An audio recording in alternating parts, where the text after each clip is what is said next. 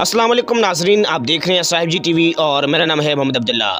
ناظرین، بھارت میں بروز جمعہ نماز جمعہ کے لیے مسجد میں جگہ کم ہونے کی وجہ سے نمازیوں نے سڑک پر صفیں بچھائیں اور نماز ادا کرنا شروع کر دی، لیکن دوسری طرف انڈین پولیس کے اہلکار نے نمازیوں کو لاتے مار کر گھٹیا حرکت کی، جس سے پوری دنیا کے مسلمانوں کی دل آزاری ہوئی۔ ویڈیو کی طرف بڑھنے سے پہلے نئے والے دوستوں سے گزارش کرتا چلوں کہ ہمارے اس یوٹیوب چینل صاحب جی ٹی وی کو سبسکرائب کر لیجئے اور بیل آئیکن پر کلک کر لیجئے۔ ناظرین، بھارتی میڈیا رپورٹس کے مطابق دلی کے اندر لوک ایریا میں نماز جمعہ کی ادائیگی کے دوران نمازیوں کو لاتے مارنے والا سب انسپکٹر منوج کمار تومر معطل ہو گیا۔ دہلی پولیس اہلکار نے نماز جمعہ کی ادائیگی کے دوران شہری کو نماز سے روکا اور نمازیوں کو لاتے بھی ماری تھیں، جس کی ویڈیو سوشل میڈیا پر وائرل ہو گئی تھی۔ دہلی پولیس نے معطلی کا یہ اقدام شہریوں کی شدید احتجاج، سیاسی رہنماؤں کی مذمت اور سوشل میڈیا پر بڑے پیمانے پر غم و غصے کے بعد اٹھایا۔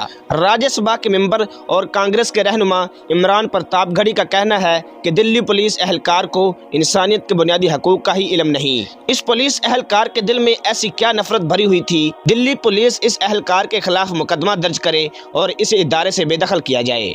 خیال رہے کہ دلی کی مقامی مسجد میں جمعہ کی نماز جاری تھی، جبکہ نمازی روڈ کے کونے پر با جماعت نماز ادا کر رہے تھے۔ اس دوران دلی پولیس کے اہلکار نے نمازی کو دھکے دینا اور لاتے مارنا شروع کر دیں۔ اہلکار نمازی کو نماز پڑھنے سے روک رہا تھا۔ ناظرین، سن 1947 میں قیام پاکستان کے بعد ہندوستان میں رہ جانے والے مسلمانوں کے ساتھ ہمیشہ ظلم و زیادتی ہوتی رہی ہے۔ ہندو مسلم فسادات تو ایک معمول کی بات ہے، ان میں وقفہ تو آتا رہتا ہے، مگر یہ کبھی مستقل طور پر رکے نہیں۔ جب بھی مسلم کش فسادات ہوتے ہیں، ان میں ہندوستان کی حکومت کا بالواسطہ یا بلا واسطہ کردار رہا ہے۔ بالخصوص انتہا پسند ہندو جماعت بی جے پی کے برسر اقتدار آنے کے بعد تو ظلم و ستم کا یہ سلسلہ تواتر کے ساتھ جاری رہتا ہے۔ نریندر مودی تو ویسے بھی مسلم دشمنی میں ہمیشہ پیش رہا ہے۔ بطور وزیر اعلیٰ گجرات، اس کے دور حکومت میں صوبہ گجرات میں بدترین فسادات ہوئے، جس میں سینکڑوں مسلمانوں کو بے دردی سے شہید کیا گیا، جبکہ ان کے گھروں کو مسمار اور دوسری جائیداد بشمول کاروبار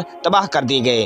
ان فسادات میں مودی اور اس کی جماعت کے چند سرکردہ رہنماؤں کے نام بھی سامنے آئے، مگر کسی کے خلاف بھی کوئی کارروائی نہیں کی گئی۔ یاد رہے، ہندوستان میں مسلمانوں کی تعداد 20 کروڑ سے بھی زیادہ ہے، جو کہ مجموعی آبادی کا تقریباً 17% بنتے ہیں۔ عام انتخابات میں مسلمانوں کے ووٹ کسی بھی جماعت کو جتوانے یا ہرانے میں فیصلہ کن کردار ادا کر سکتے ہیں، مگر ووٹ لینے کے بعد ان کی قدر کوئی نہیں کرتا۔